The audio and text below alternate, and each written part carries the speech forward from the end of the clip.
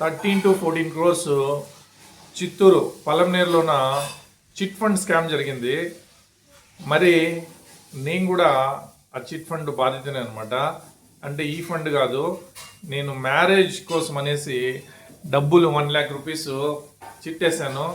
అది అరౌండ్ 2009లో 8లో అనుకుంటా, 8-9లోన. బట్ నేను బెంగళూరులోన. ఫ్రెండ్స్ సర్కిల్లో వచ్చేసి చాలామంది వేశారు. వాడు ఎవడైతే చిట్ ఫండ్ తీసుకుంటున్నాడో, డబ్బులు తీసుకొని మేనేజ్ చేస్తున్నాడో, వాడికి ఇక్కడ వాడు సాఫ్ట్వేర్ ఇంజనీరు, వానికి ఒక కారు ఉన్నింది. దాదాపు ఒక 10 కంప్యూటర్లు వాడే పెట్టి మెయింటైన్ చేస్తుండే.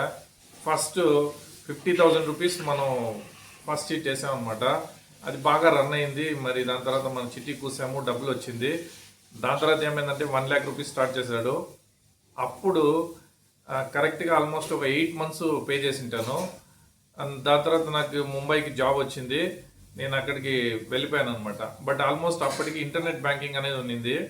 మంత్లీ 5,000 రూపీస్ నేను ఇంటర్నెట్ బ్యాంకింగ్లో అతని అకౌంట్కి ట్రాన్స్ఫర్ చేస్తుంటే, కానీ చిట్టీలో నేను ఎప్పుడు కూసేటప్పుడు అంతా వేస్తారు కదా, అంతా ఆన్లైన్ ఉన్నింది అప్పుడు. అంటే కాన్ఫరెన్స్ కాల్లోన నేను ఎప్పుడే కానీ వెళ్ళేవని కాదు, బికాజ్ నాకు అవసరం లేదని నమ్మకం అనేసి మా ఫ్రెండ్, వెరీ క్లోజ్ ఫ్రెండ్ కూడా చిట్టి వేసాడు అనమాట.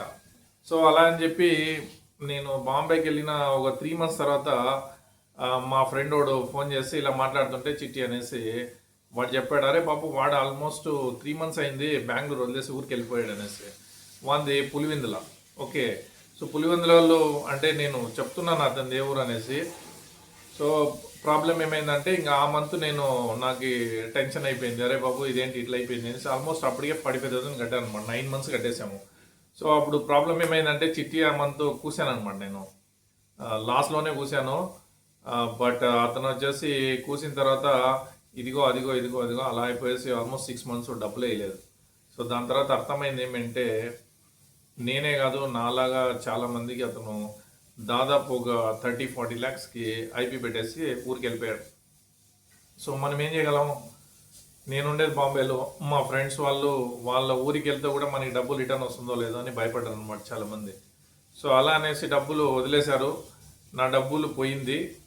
అదే ఫస్ట్ అండ్ లాస్ట్ నాది చిట్టి వ్యవహారము. దాని తర్వాత ఎవరైనా డబ్బులు చిట్టీలో వేస్తామంటే కూడా నేను చెప్తాను, 10 times ఆలోచించండి. మీ డబ్బు బ్యాంక్లో పెట్టండి, లేదంటే ఏదైనా ఇన్వెస్ట్మెంట్, ఈవెన్ మ్యూచువల్ ఫండ్లో పెట్టండి, కానీ చిట్టి మాత్రం వేయకండి. ఈవెన్ పోస్ట్ ఆఫీస్లో పెట్టినా కూడా మీకు సేఫ్టీ ఉంటుంది. చీటీ వేసి బై ఛాన్స్ ఏదో ఆయా డబ్బుల విషయంలో ఎవరు నమ్మేయలేదు ఇప్పుడు. సో నా ఆనెస్ట్ అడ్వైస్, చీటీ వేసేటప్పుడు you have to be very very careful. Okay, so మన ఛానల్ని ఫాలో కండి. నా పర్సనల్ ఎక్స్పీరియన్స్ మీకు షేర్ చేస్తాను. Thank you very much.